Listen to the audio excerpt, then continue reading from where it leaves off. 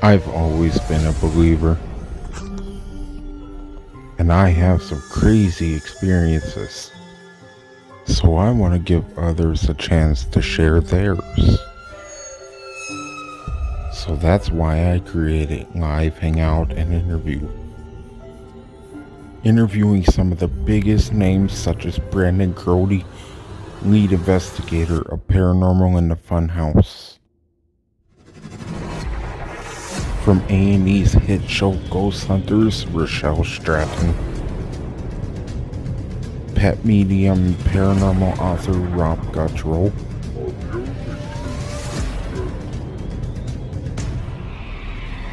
And many, many more.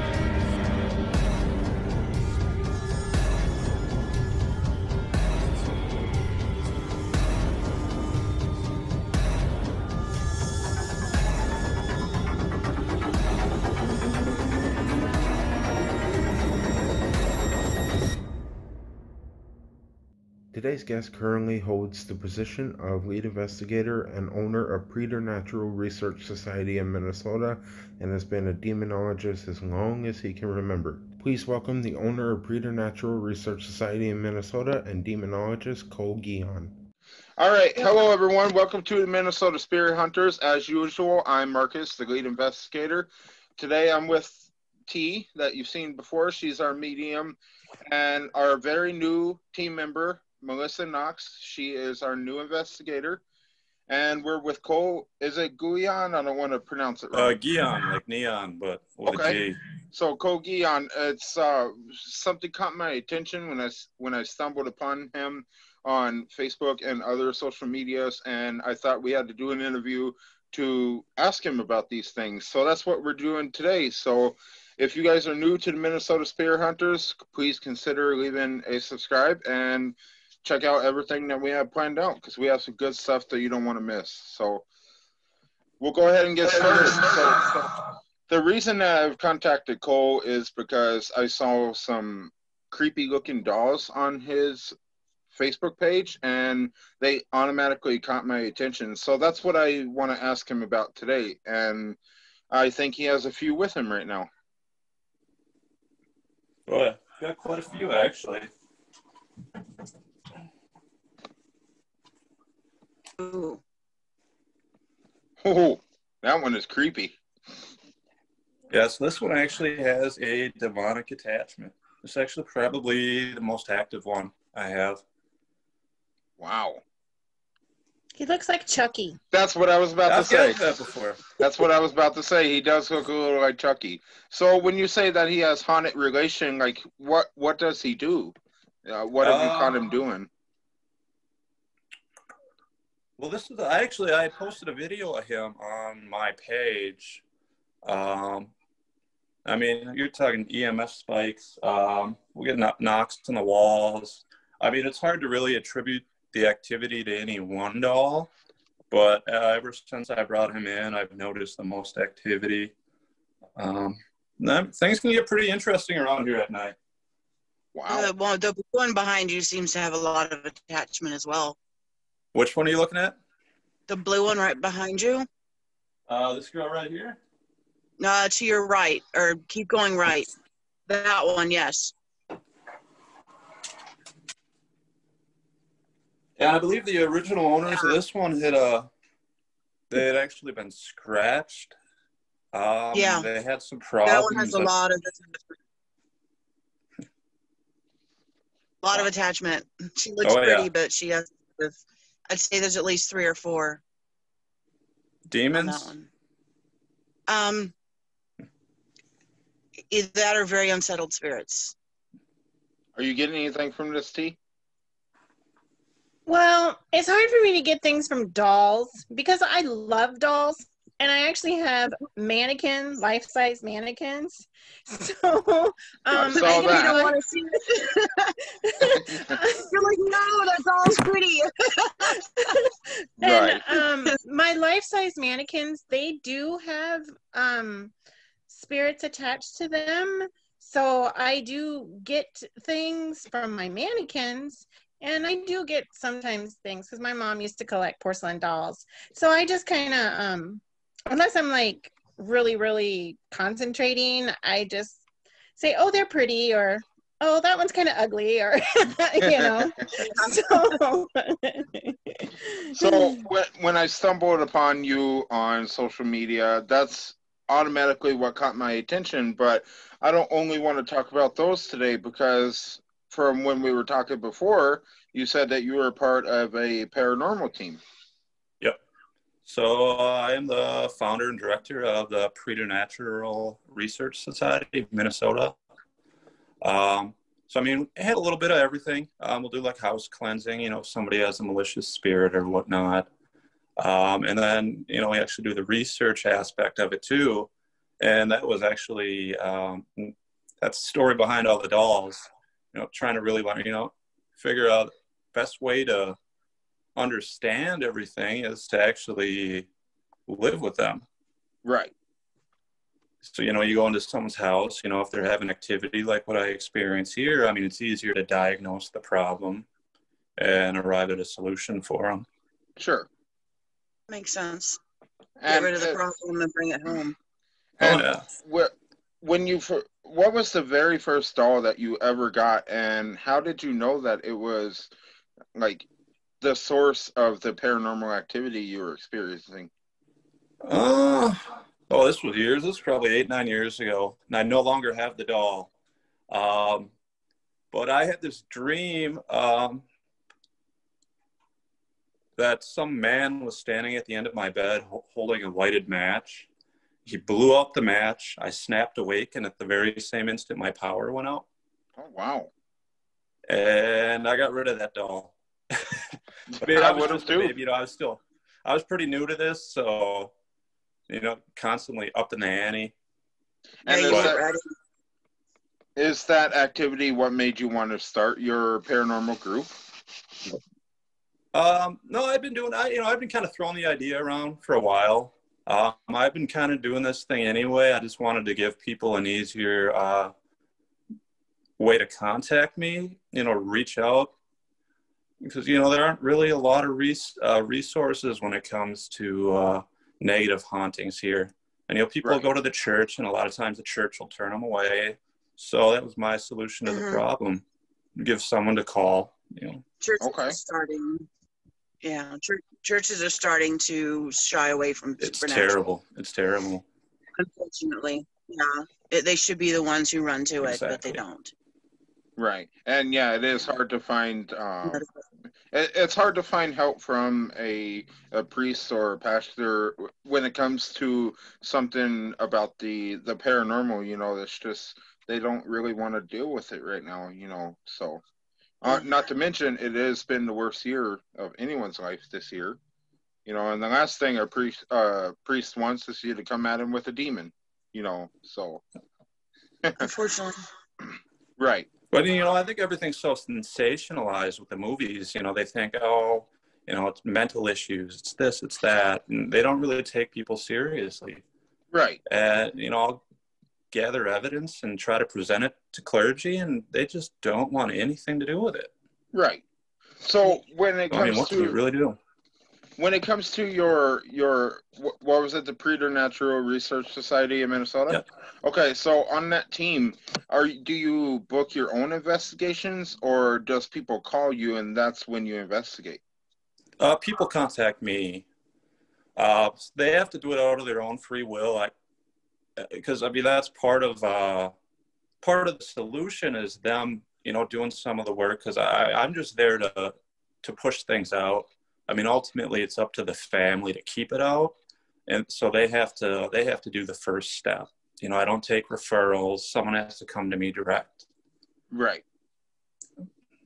And how did you learn about your ability to do such thing as get rid of a evil spirit? A lot of books, a lot of research. Had some mentors. And I mean, ultimately, I mean, I'm just a tool. I wouldn't say I have any special ability that allows me to do this, other than that given to me by God. Absolutely. Amen. Yep. Awesome. So I'm just there, you know, God is ultimately stagecoach driver. I'm just giving the demons the bus pass. Right. He gave you the gift, you're using it. Yeah. Has there ever been a place that you've went to that you're just like, no, I can't do this? You know, it's just so highly active. Oh, no. No, I mean, I use what's called the Pope Leo XIII prayer, and it's pretty powerful. I mean, if we had cases where demons came back, yeah, my phone keeps falling. But usually that isn't that the blessing itself wasn't thorough enough, but the people didn't take it seriously enough. But no, I haven't had anything yet, knock on wood, that I've backed out of. Right. And when you do these, do you use any equipment, or is it all just the power of your mind and ability? Oh no, I've got a thermal, like what the church uses. Okay. So I'll go in. I get my incense blessed, and then I've got blessed candles. Keeps on falling. Keeps on falling. Okay.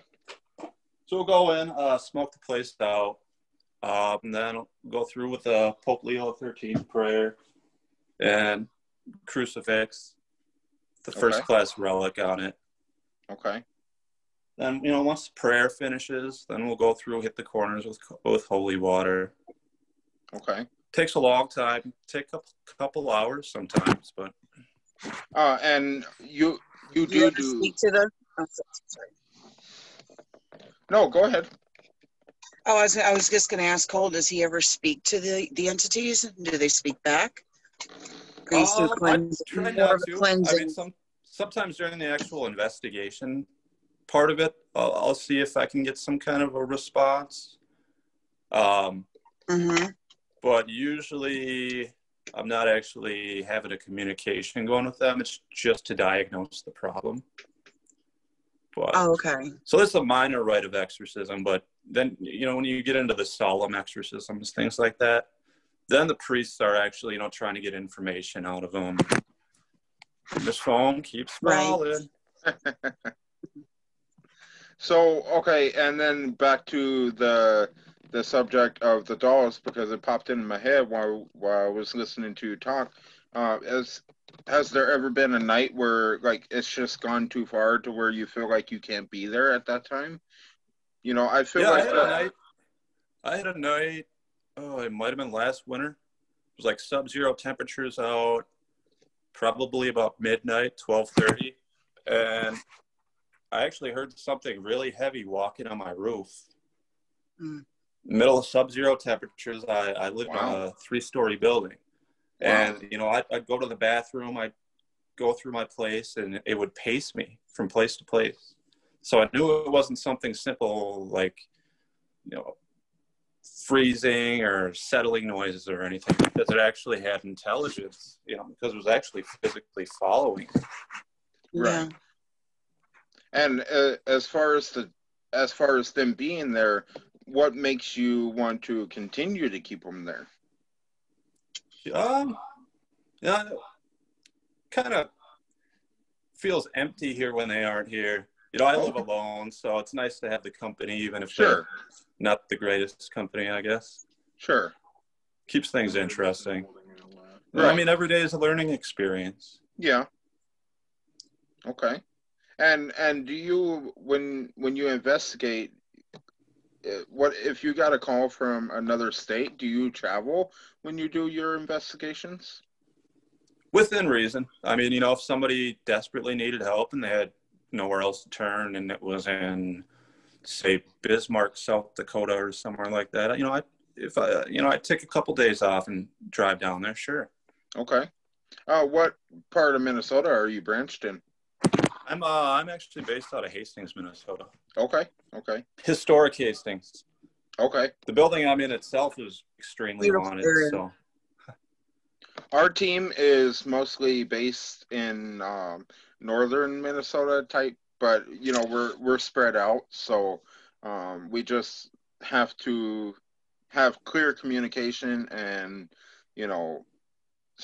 everybody be on the same page so we all can meet up, because we're not all in the same town. So it's not difficult. I'm not going to say that, but we make it work. So, Yep. and we're actually about to start doing our big investigations here soon. So hope you guys are excited about that. Well, just ready for everything to open up. Oh, I'm definitely ready for that part. Definitely ready for that part. Get cleared up. And while we're talking about this, has the pandemic put your job on hold this year? Oh, no, not at all. Okay. Not at all. I honestly think it's the opposite. I think, more people are home, so more people are noticing this activity that they might otherwise have overlooked because they were at work or whatnot. So I think if anything, the activities increased exponentially. Okay. Perfect. Do you guys have any questions?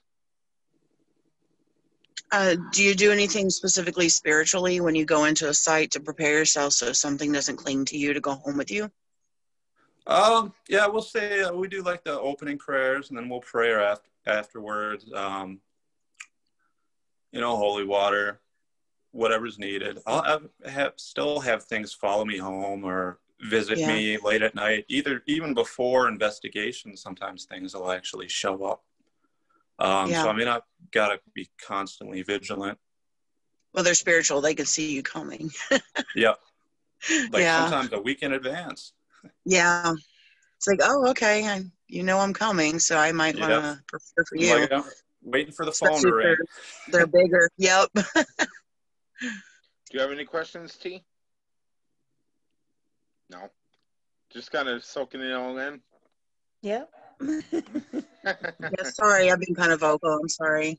Oh, no, you're all right. Did you have any questions for us? None I can think of at the moment, but you guys ever run into anything and you need my help, you know where I am. Oh, yeah. We know how to contact you, and that goes for everyone watching this. I will post his contact information, as long as it's okay with him, in the description of this video. And if you have any activity, contact us or contact Cole, whatever you feel would fulfill your needs. So I didn't really plan out this interview, so I'm trying to get questions in my head as we go. If you guys have any more questions, I'm kind of having a little block right now. So the thing that followed you on the roof, did you ever figure out what it was and get rid of it, or did it just kind of stick around, or did it just get rid of itself? I think it just kind of resolved itself. I have no idea. I would assume it was demonic in nature. I wouldn't imagine a human spirit would be out there, but you never know. A lot of things, they just defy reason, and there's no way to really get to the bottom of these. Whether or not it was something attached to one of my dolls, I don't know. But it was pretty crazy. Do you enjoy working with evil, or would you prefer not to, I prefer not to have to, but somebody has to do it, so. Right. Yeah. Perfect. See, I'm the one that doesn't deal with evil. When I have evil, it's going to go somewhere else because I won't deal with it. That's when getting used to. That's when we contact Cole. We'll have him deal with it. So. Right. It's just like, no, I don't want to have anything to do with that. But that's why we all have different gifts, and that's what makes it worthwhile, when you get together. And see, I grew up in the South, so it's hard for me to still talk about paranormal and that I'm actually a medium, because it's the devil's work down there. And I always have known that I've had a gift. It runs in my family, and I always felt, I don't know, different. Like you had to hide it. Yeah. Because they think you are demonically influenced. Right. And they would try to put it on you as versus you seeing things. I'm also from the South. I was born in Mississippi. My whole family is North Carolina Southern Baptist. So that's husband and I met was in Mississippi. So, That's awesome. yeah. So, I mean, and just God works his mysterious ways. And I always knew that it was God's gift. And so it's still really hard. So when you ask me if there's questions, it's like, I'm still kind of shy about that because, Right. you know, but Yeah, I'm a little more versed in demons. I've dealt with a lot of them of all sizes. They come from, you know, a couple feet high to 10 to 12 feet high. And the bigger they get, the more powerful they are. And you have to be spiritually prepared. Otherwise, they're going to latch onto you and affect your family and affect your children and, you know, affect people around you. So you have to really be careful of what you go into. If you're not spiritually ready, if you're not spiritually grown enough to handle the larger demons, you can be thrown against walls like I've done. You can be picked up and choked. I've been choked to death before, and I came to, you know, a couple hours later. You know, demons are very, very powerful, but God is more powerful. So if you have on your side and you put the prayer behind you and you ask God to intervene for you, he will. It's just a matter of being prepared spiritually, I think is the biggest thing for me. Because when I'm not, I get thrown, I get tossed, I get scratched. I've dealt with a lot of very powerful entities that are not very nice. Right. So. Yep. What is being in a state of grace. What is the worst evil you have dealt with, Cole? I actually had a friend who went under possession. I've been, this might have been over 10 years ago. I had been communicating with something through a cell phone, and it was really, really strange. So the phone would ring, and above the phone number on the caller ID on the cell phone would be a response to a question I had previously asked. So it'd be like, hey, Grandma, what is heaven like? And a minute would go by, the phone would ring. And above the phone number on the caller ID, it would say something like, it's heaven, honey, or it would be a response to my questions. Wow. And, you know, this went on for probably a year or more. Every time I would ask a question, the phone would ring, and an answer to my question would be above the caller ID. But I have a friend, you know, further down the road who had actually gone under, I call it transit possession, where it takes possession only briefly. And we watched 3 scratches appear on her chest. It was just a crazy situation. But, you know, at the time this happened, I was a paranormal investigator, but I was just a baby, you know, just getting into this. So I had no idea what I was getting myself into. But I think that really woke me up. And that's actually part of the reason I do what I'm doing now. Is this when you started your paranormal society? This was a ways before. This was probably 4 or 5 years before. Okay. But that led me to start studying them to understand more, to figure out how to better help people who are dealing with this kind of thing. And actually, a question that I'm having is, when you get these calls, you know, how does your whole team prepare for these investigations and exorcist type things? I'll go to confession. I'll receive the Eucharist. You know, I go all out.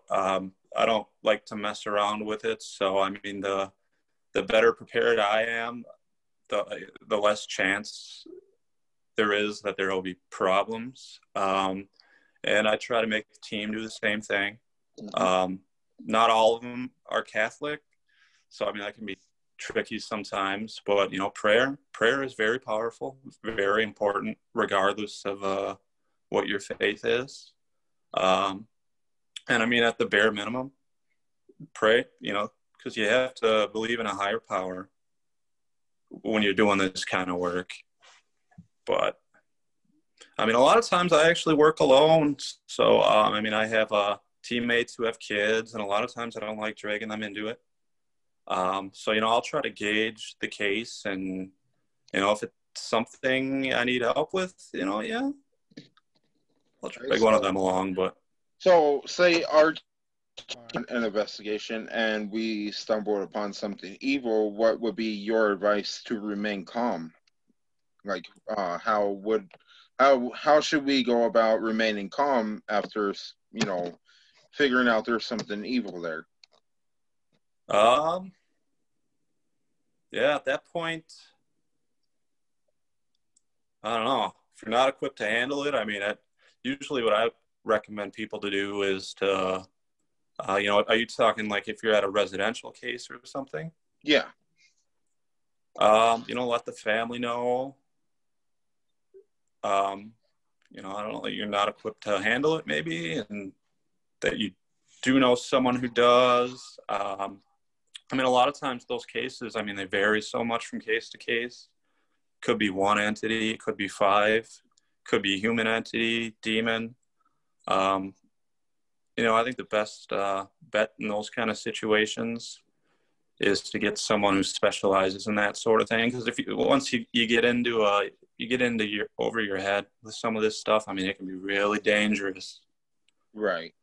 Really dangerous. You can have these things follow you home. Mm-hmm. You just never know. All right.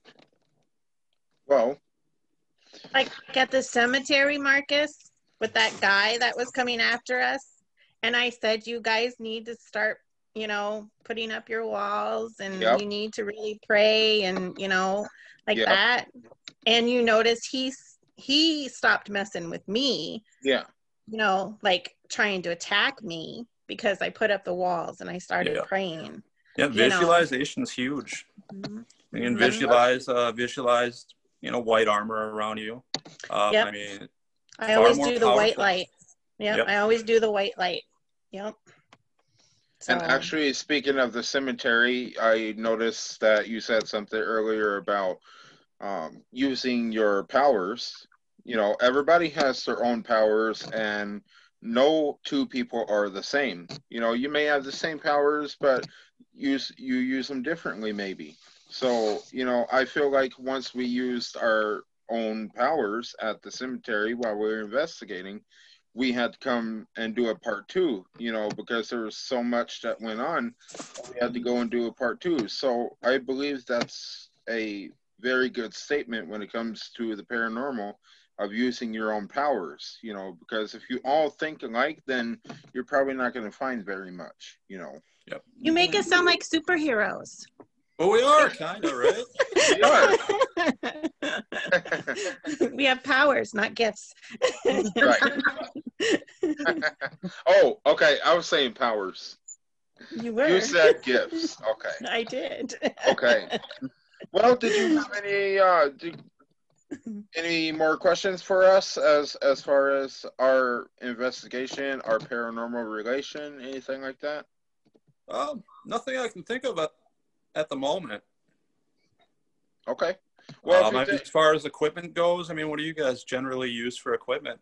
As of right now, we are just getting started with equipment. We have very few pieces right now, but that's because we haven't really gotten into our investigations, because we booked them all for next year. So as far as right now, we have an SB7 spirit box. We have a, what's it called? We have an EVP reader, and I forgot what that one was called. A sound Doppler, we got that. Do you guys remember what else we had? Well, Melissa wouldn't know yet. Yeah, I've never used anything, actually, just my gift. That's it. That's what I use. And we got I don't need equipment. I can see them, so. Right. But as far as equipment, the gift is probably the most powerful one, but we do have a few pieces of equipment, so. To confirm. Right. Yeah. And we're progressing and going to get more over time as we grow bigger and bigger, so. Yeah, well, that's all I can think of that I was curious about. So if you guys don't have any more questions for Cole. No, I'm good. All right. Well, if you don't have any more questions for us, but if you do think of something, you know how to reach us, and we'll do the same with you. And as for the viewers, if you guys have any activity that you would like checked out, go ahead and contact us or contact Cole. I'll have his contact information in the description of this video. So thank you for joining us today, Cole. Thanks for having me. It was nice meeting you. Nice meeting you. You as well. I've been waiting to meet you, so it's really nice that we finally got to. So, and thank you, Melissa, for being our new member and joining us on this interview. Thank you for letting me. No problem. And thank you to T and everyone associated with this interview. But until next time, we'll see you later on Minnesota Spirit Hunters. You guys have a good day. Bye. All right, bye. You guys. Have a good day. This program is intended for mature audiences. Parental discretion is advised.